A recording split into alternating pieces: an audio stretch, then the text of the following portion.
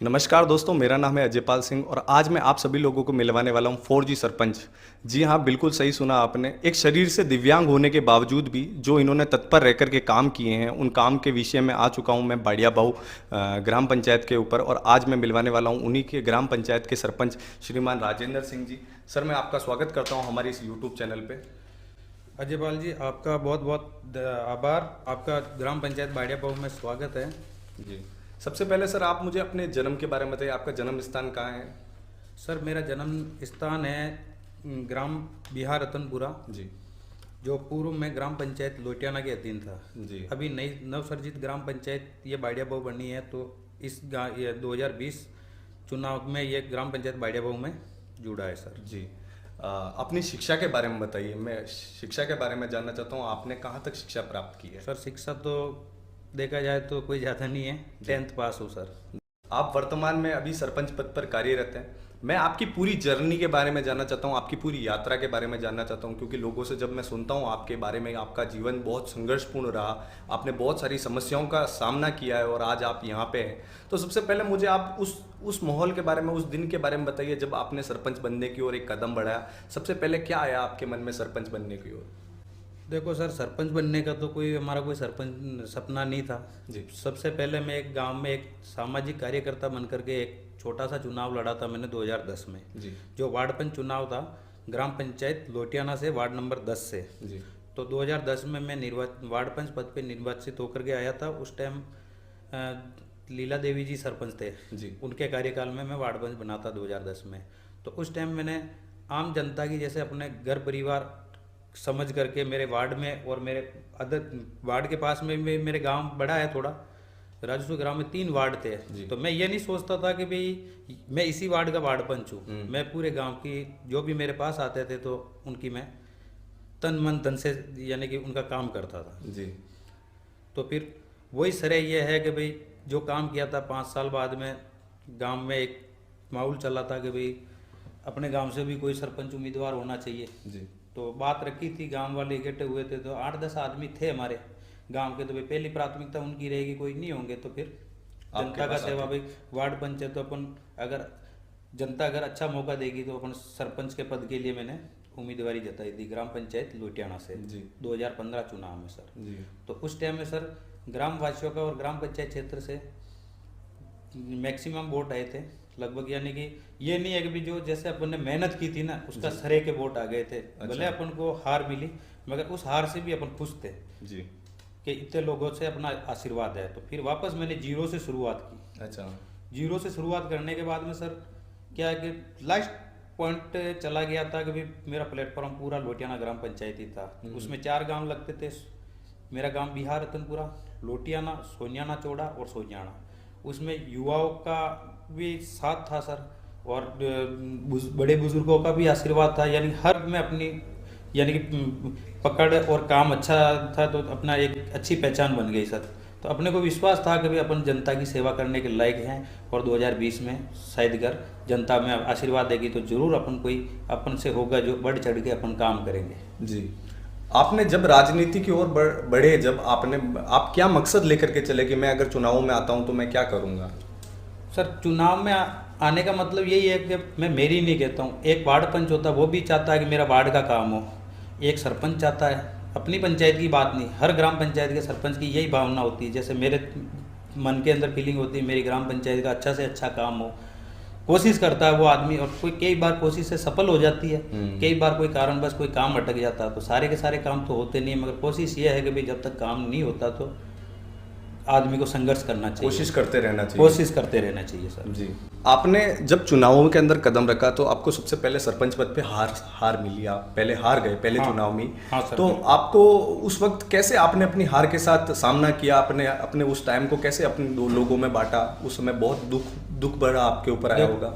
देखो सर, वो क्या, हार तो हार होती है, वो तो होता ही है, मगर मुझे 10% फीलिंग हुई, 90% मेरा एक जोश और जुनून आ गया था कि अपन भी एक विकलांग होते हुए और अपन ने 5 साल में जो अपन ने मेहनत की है ना, वो श्रेय अपन को मिला। तो वोट अच्छे मिले थे तो अपना हौसला, अपन शरीर से अपाहिज है मगर हौसले से मैं अपाहिज नहीं था सर। मुझे ये यकीन हुआ कि चलो आज 5 साल है, 5 साल निकलने में टाइम नहीं लगेगी। अपन काम करते रहेंगे तो समय निकलता है तो वो पता नहीं चलता है, और काम में अगर आदमी अगर बिजी होता है ना तो उसको समय का पता नहीं चलता है। वो का वही सरे रहा सर, अपन काम करते रहे, सही सही सही। जहाँ पे जनता को समय देते रहे, कहीं पे भी जहाँ पे बुलाया, चाहे रात 24 घंटे में कोई सा भी टाइम ले लो, कोई सा भी वो चीज़ ले लो, जहाँ पे जिस विभाग में जनता ने मेरे को बुलाया, ग्रामवासियों ने बुलाया, वहाँ पे चाहे रात की 2 बजे हो चाहे दिन की 1 बजे हो, हर मिनट हर सेकंड में तैयार रहा। चाहे ब्यावर अमर कौर हॉस्पिटल ले लो, चाहे जेवाजा हॉस्पिटल ले लो, चाहे इमरजेंसी में कोई सा भी काम हो गया,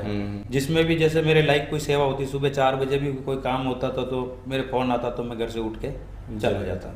जी, अभी इन्होंने एक बहुत बड़ी बात कह दी है कि आदमी शरीर से अपंग हो सकता है परंतु वो अपने हौसलों से और अपनी उम्मीदों से अपंग नहीं हो सकता। ये उन सभी लोगों के लिए मैसेज आता है जो अपने शरीर से दिव्यांग है लेकिन उनके अंदर हौसला जुनून हो तो वो कुछ भी कर सकते हैं। मैं इनके एक किस्से के बारे में बताता हूँ। आपने थोड़ी देर पहले हम जब बात कर रहे थे तब आपने बताया कि आप बिजली विभाग के अंदर काम करते थे। उस दौरान आपका जब हाथ जब कटा या जब आपके हाथ के साथ ये व्यथा हुई, उस दौरान उस दौर के बारे में आप मुझे कुछ बताइए कि क्या सीन हुआ आपके हाथ के साथ। सर मैं क्या कि भी बिजली विभाग जेवाजा में काम कर रहा था 1.5 साल से कंटिन्यू। तो यहाँ पे एक वो मीटर होता है जैसे चेंजिंग करने का, एक ठेकेदार का कर्मचारी के रूप में काम करता था, ठेके में लेके। उस टाइम में क्या कम पैसे मिलते थे मगर हो जाता था, दिन दिहाड़ी 500-700 रुपये उस टाइम खर्च हो जाते थे, उसमें खर्चा भी निकल जाता, 2 आदमी की मजदूरी भी निकल जाती जी। उस टाइम एक मेरे शिवनगर से कोई गज्जू है भाई है, वो आज भी यानी कि मुझे भाई की बराबरी मानता है, एक तरह से मेरा सगा भाई है वो। तो उसका मुझे सपोर्ट अच्छा मिलता था, तो उसके साथ से मैं काम करता था। और फिर उसके बाद में क्या कि सर वो जीएसएस का मामला हो गया, तो वो मेरा काम वो संभालता, नाइट को मैं जीएसएस संभालता था। तो जीएसएस में क्या है कि वो नाइट को शटडाउन देना होता है ना, तो उस टाइम में शटडाउन चालू करना बंद करना, कोई फॉल्ट आ जाता निकालना, तो वो फॉल्ट के चक्कर में क्या उस दिन बरसात का मौसम था, बरसात के दिन ही थे। तो उस टाइम क्या मेरे गांव में कोई शादी थी, तो मैं इमरजेंसी में थोड़ी देर के लिए शादी में गया, सुबह 4 बजे वापस आ गया। भाई 3 फेस मेरे को चालू करनी है, उस जिम्मेदारी के तौर पे आ गया था। आके मैं सो गया था, सुबह देखा तो फ्यूज वगैरह उड़े हुए थे। तो मैं इमरजेंसी देखा भाई अधिकारी लोग हैं, कोई भी अपने को जवाब देना भारी पड़ेगा, तो ये चीज़ है। तो मैं आनंद फानंद में क्या हुआ कि जियो को काटा बड़को जरा का, और दिमाग में ये रह गया। तो फ्यूज वायर मेरे को नहीं मिले, तो मैं स्टोर में जाके लेके आया, तो दिमाग से निकल गए। तो वो चल्लू लाइन थी, अच्छा, उसके ऊपर चढ़ने से, तो गलती मेरी भी है कि मैंने ऊपर वापस ध्यान नहीं दिया जी। और चल्लू लाइन में चढ़ने के कारण और फ्यूज वायर के वो तार के आटे लगे हुए थे हाथ के, मेन कारण है वो हाथ जलने का वही है। उस हादसे में फिर वो ऑपरेशन के तहत में हाथ अहमदाबाद राजस्थान हॉस्पिटल में ऑपरेशन के तहत काटा गया। फिर उसके बाद में फिर 1 महीना एडमिट रह के वापस यहाँ आए जी।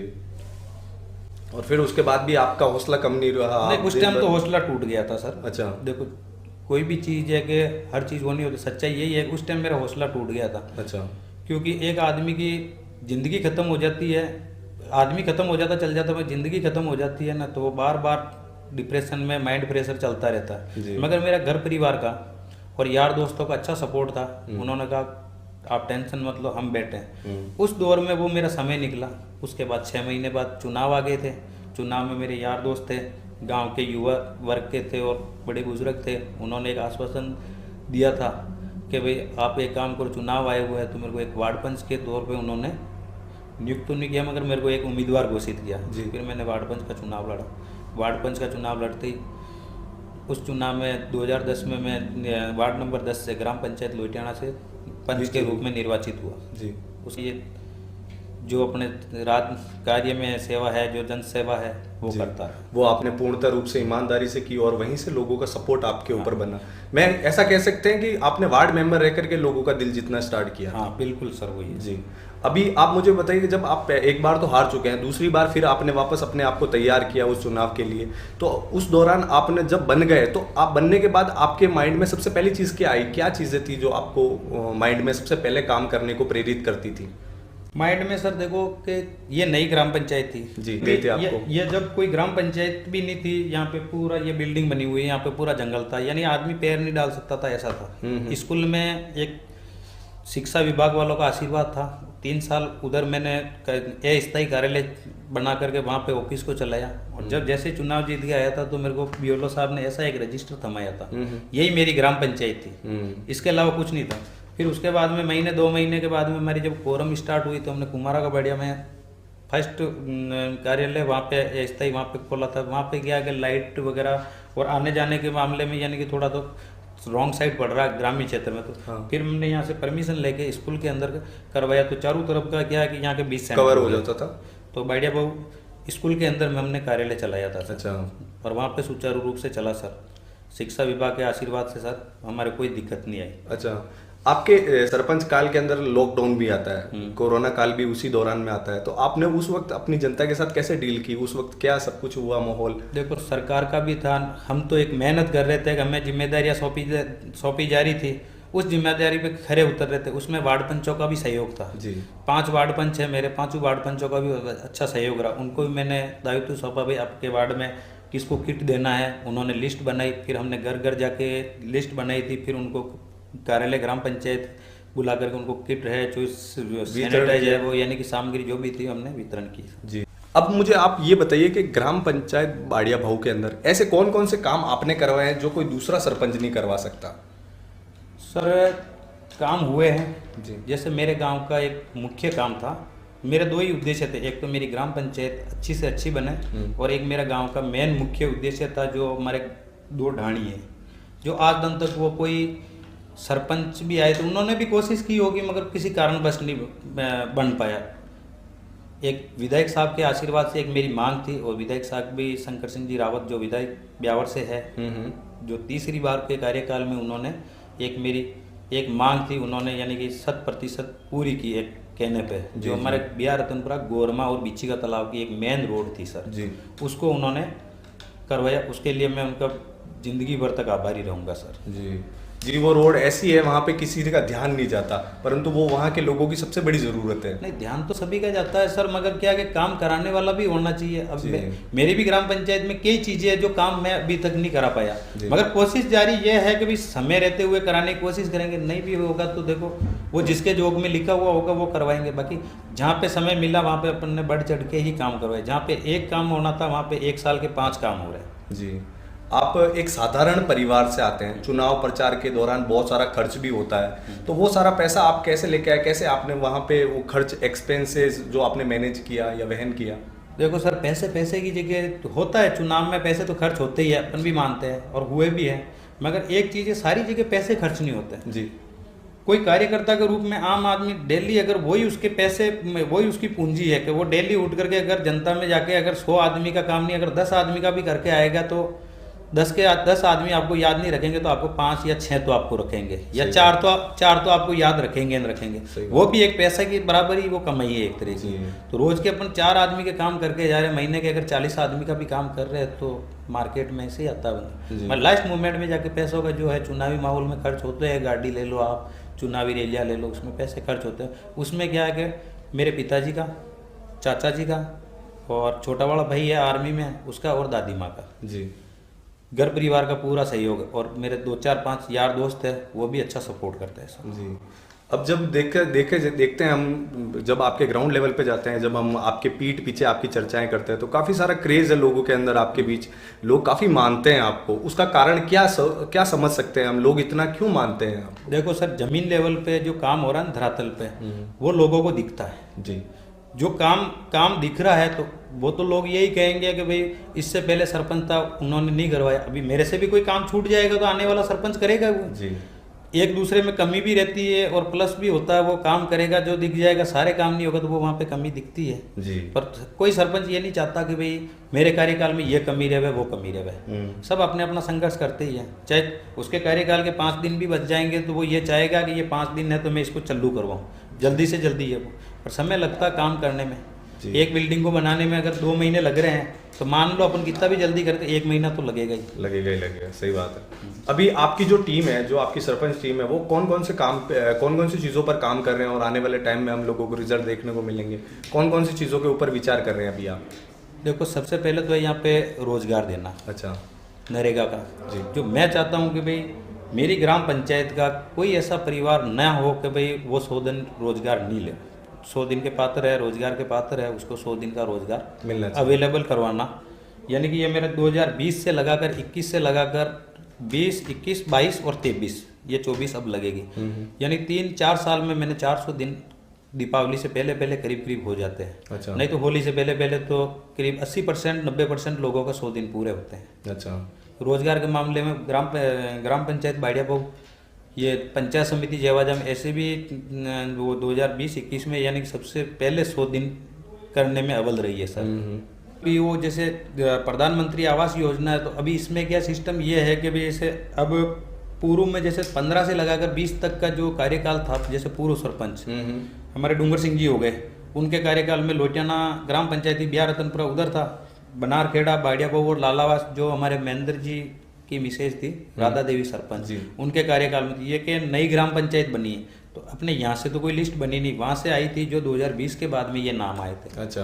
तो काफ़ी कुछ नाम थे सर, 70 नाम मेरे बाड़ियाबहू से आवेदन मांगे थे।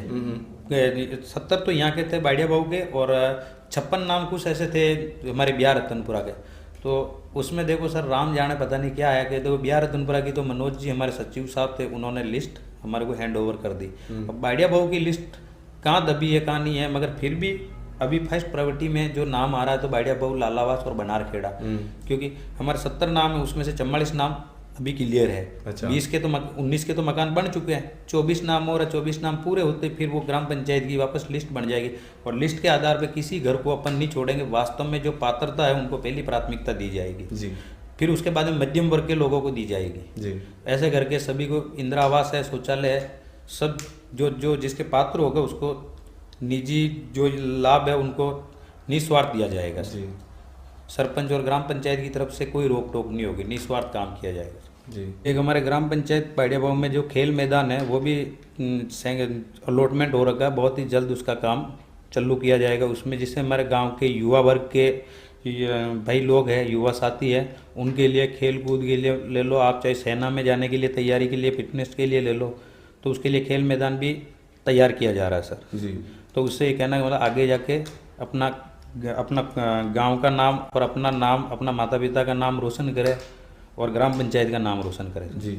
जब कोई इतना सब कुछ कर रहा होता है किसी पंचायत के अंदर कोई इंसान, तो उसका बहुत सारा विरोध होता है, बहुत सारी लोग उसके पीछे लग जाते हैं और कई बार उसकी परख भी की जाती है। मैं ये मानता हूँ जो सोना होता है उसकी परीक्षा की जाती है। हाँ, बिल्कुल। तो आपके साथ भी बहुत सारी ऐसी चीजें हुई होंगी जिनके साथ में आपके विरोधियों ने आपके ऊपर बहुत सारी ऐसी चीजें की होगी जिससे आपके उनके साथ कैसे डील करते हैं, उन्हें कैसे बर्ताव करते हैं उनके साथ? सर देखो, ये राजनीति करने वाले लोग राजनीति करते हैं, जो काम करने वाला उसका काम में ध्यान होता है, अपन अपने काम में ध्यान दे रहे हैं जी। और रही बात है जो आप ले लो, आज देश का प्रधानमंत्री है नरेंद्र मोदी, क्या नरेंद्र मोदी का विरोध नहीं होता है क्या?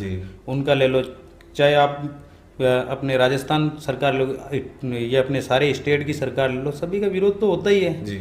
मगर वो चीज़ें जो अपने काम में ध्यान देते हैं ना, उसका वो इन चीज़ों को अपन नहीं मानते हैं कि जो होगा अपन ने गलत किए होंगे तो अपन भुगतेंगे, अगर नहीं होगा तो जो सच्चाई सामने है जी। मेरे साथ भी कुछ ऐसा ही हुआ है, कई चीज़ें हुई है, विरोधी लोग भी पीछे पड़े हुए थे, जानलेवा हमला भी किया था और यहाँ पे सारे लोग देख रहे हैं कि ऐसा हो जाएगा वैसा हो जाएगा, कुछ नहीं हुआ सर। मैं भी यहीं यहाँ का यही हूँ, यहीं पे मेरे हादसा हुआ था और यहीं पे मैं बैठा हूँ जी। आज ऐसा हो जाएगा वो हो जाएगा, कुछ भी नहीं हुआ सर जी।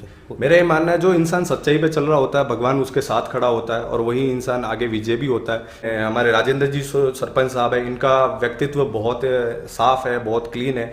जैसा कि आपको मालूम है सर अभी चुनाव आने वाले हैं, तो आप उनके प्रति क्या तैयारियां कर रहे हैं अपनी?